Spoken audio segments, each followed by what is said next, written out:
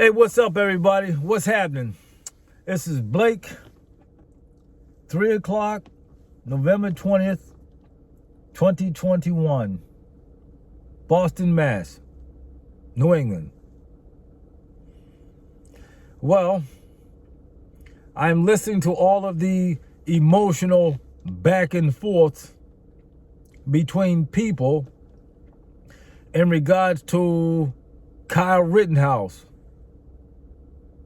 Depending on who you're listening to, the murderer or a victim of what took place in Kenosha, Wisconsin. What do I think personally? He's a coward. His motives weren't pure. Why else would he travel as far as he did to go defend a place where there was contradictory responses as to what and where that place was? Anyway, what gets me is a few things. You got black people up in arms about Kyle. I hope he gets life in prison. Pastors praying and other people praying about it. Well, maybe not life, but just praying that there's a conviction. Conviction don't mean nothing. It's what you get for a conviction. You got a few sides. Then you got just blacks in general who are obviously against him because of his intent and their view.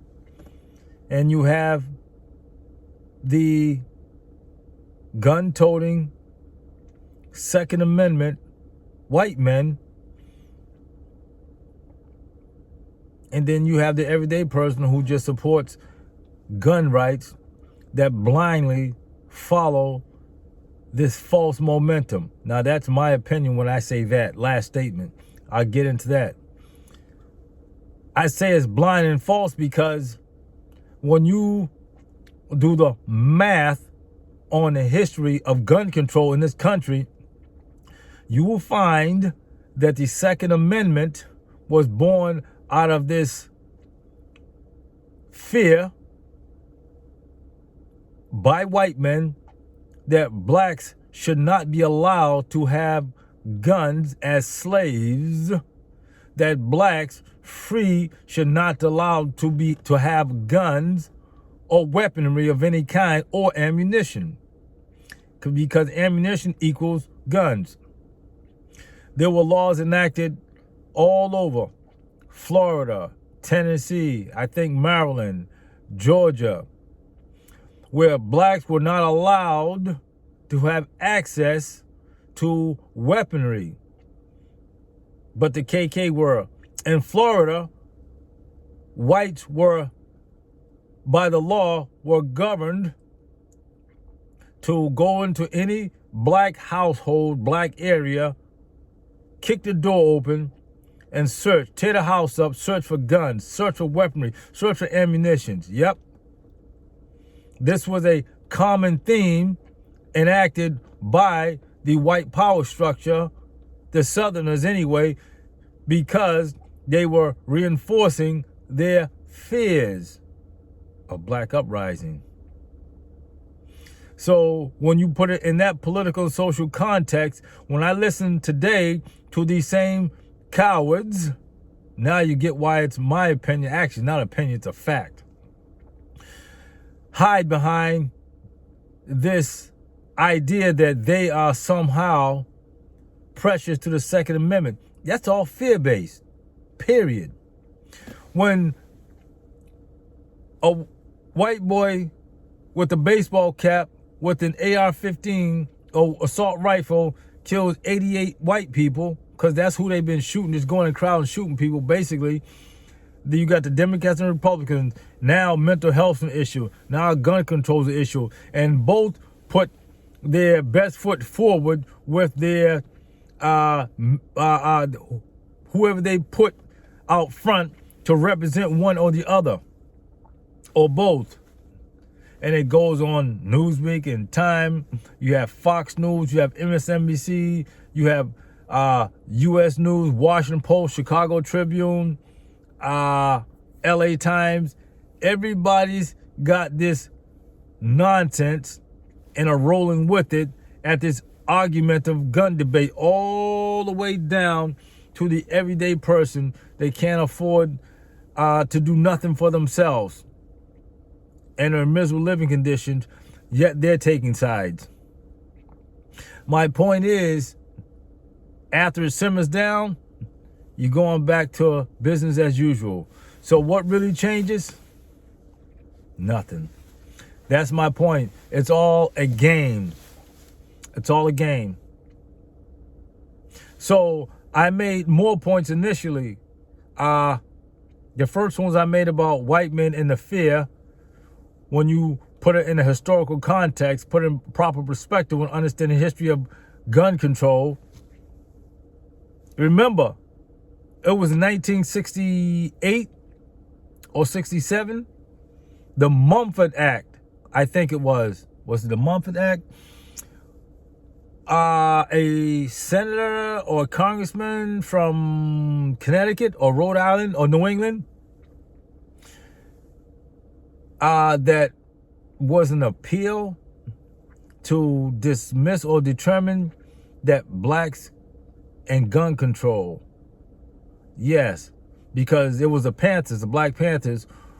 Not only the Black Panthers, they were the Deacons for Defense, which they don't get enough credit for being blacks on the front line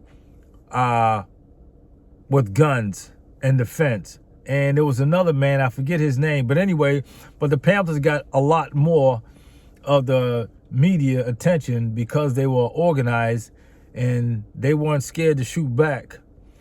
But it was because of what took place then that the Mumford Act was born out of.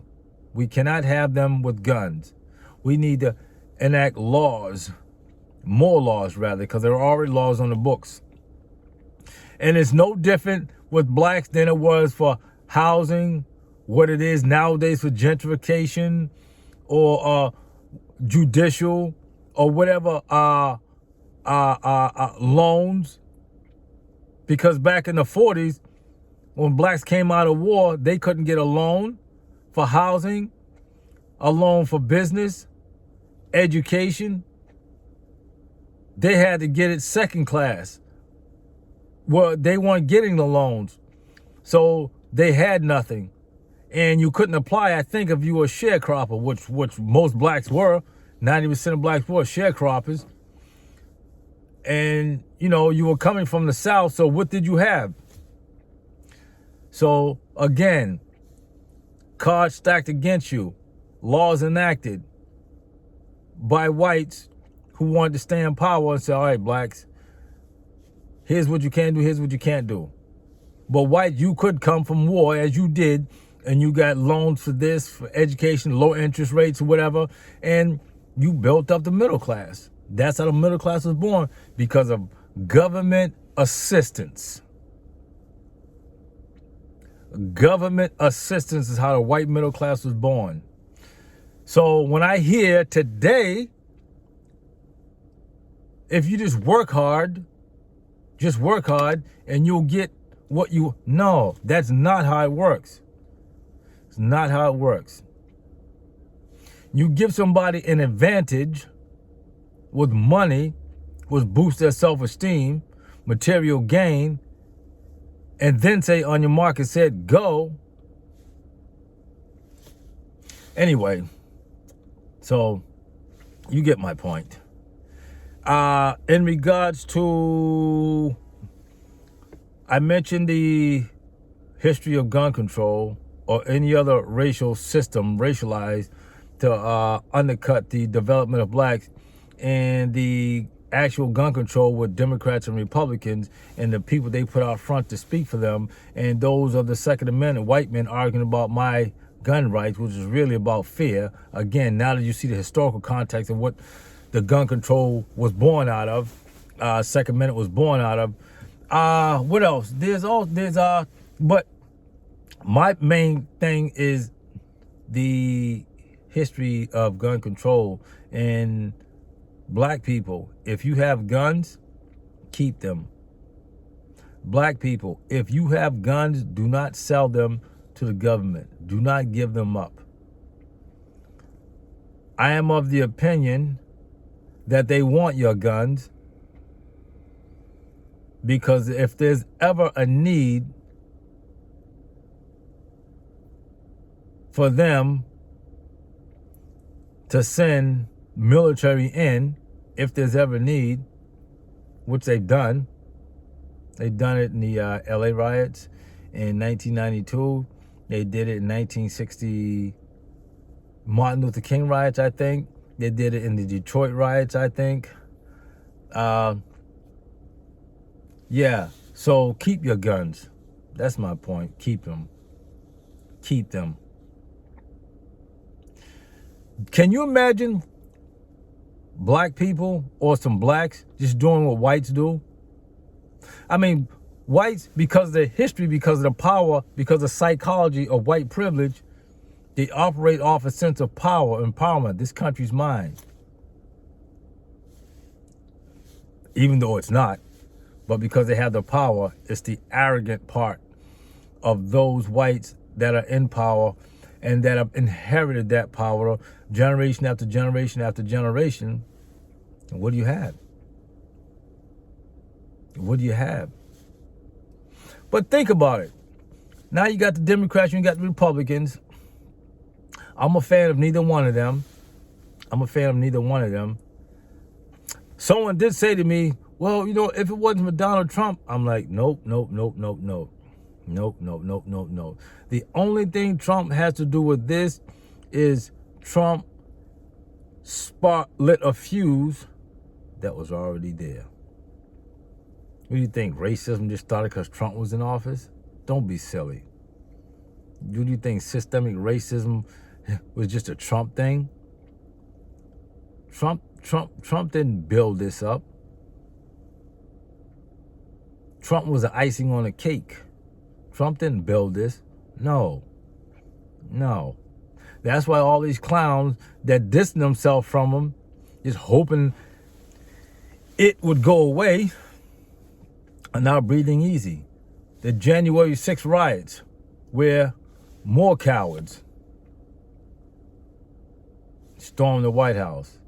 One of the scenes are funny where the guy's walking in and he sits around, and I guess there was a Trump guy on the floor, and the security guy comes in and says something. But the daunting type of arrogance of these men that do this kind of stuff. Can you imagine can you imagine if there was more Mika Johnsons? Mika Johnson was a 25-year-old ex-Marine. In 2016, they sent a robot to blow him up inside a garage. Because Mika Johnson said he's going to kill white cops, basically. Yeah, can you imagine if there's more Mika Johnsons? That don't get brought up. They don't want to bring it up. They're not going to make a movie about that, but they'll make a movie about the sniper. What's the white guy's name? The sniper. They'll make movies about white people and their heroism, which is really their sickness in regards to what they are heroes for. The movies. Killing, kill. Imagery. Imagery strong. Imagery is very, very strong. Put some black movies out there about killing white people. Make that a motion picture movie. Never happened. Nah, it's this. Here's where we're all messed up at. It's right here. We're so used to one way, you try something different. You add some flavor to it. Oh no, we can't have that. We can't have that. We cannot have that. It's okay for Denzel to be a big-time drug seller or dirty cop, American Gangster, and the other one there. He can be a dirty cop and be American Gangster, but let him be in a movie where he's killing whites. No, we can't have that. Let him be in a movie where they're taking control of communities, towns, states. Put the Panthers in their proper social and political context. If you put everything in a social context, then the narrative changes. It changes. It changes your perspective because you can see something. You can see the honesty in something. And not the short-sightedness or the fear-mongering. Because people are confused about seemingly everything. Social media has turned people into whores where they won't get outside their comfort zone and do what I'm doing. Let people see you do this, talk about this, because they're cowards. For those that are always barking, for those that have no testicular fortitude, for those that are barking with fear. Dialogue is easy. It's easy. So, yeah, step outside your comfort zone. See what you're built like. You know, people are just weak. I mean, when I say weak, everybody has their weaknesses or their shortcomings, but what I mean specifically is stop barking so loud when we both know you ain't got no bite to match your bark. That's your fear talking.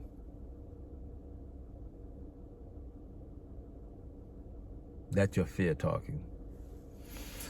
Yeah.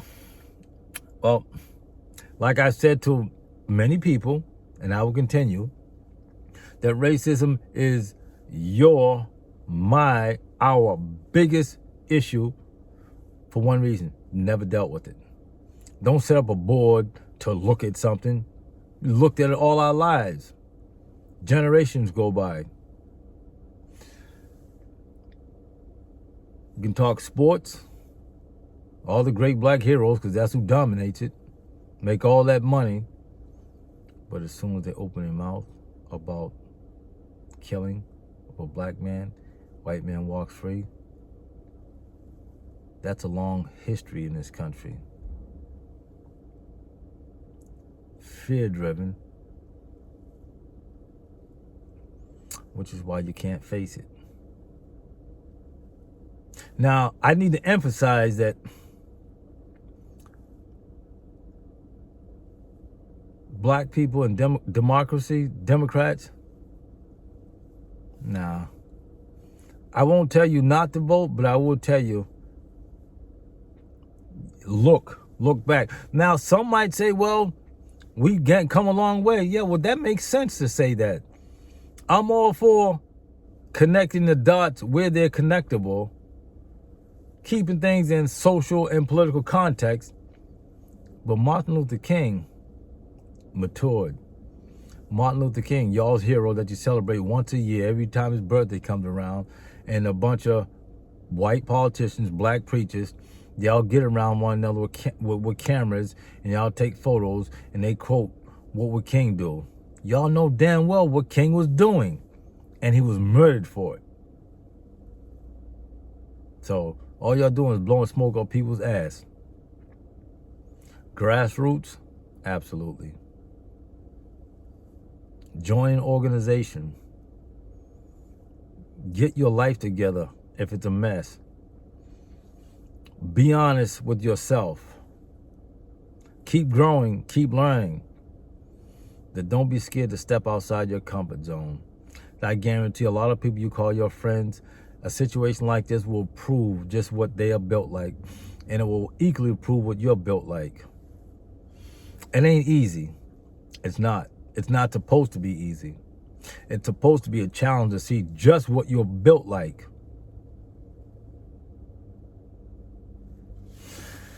Yeah, we're not perfect at this. We just have battle scars. Willing to do a little sacrificing for the better of. But having dialogue, gotta have it. Gotta be able to sit down with people and talk. You got to be able to do it. Not with arrogance, but with respect and understanding. Intellect, reasoning, the data. Yeah, let it show. All right, well, hopefully you got something out of this. And please feel free to comment. If you don't love yourself, stop lying to the next person. If you believe in something, believe in yourself. I do.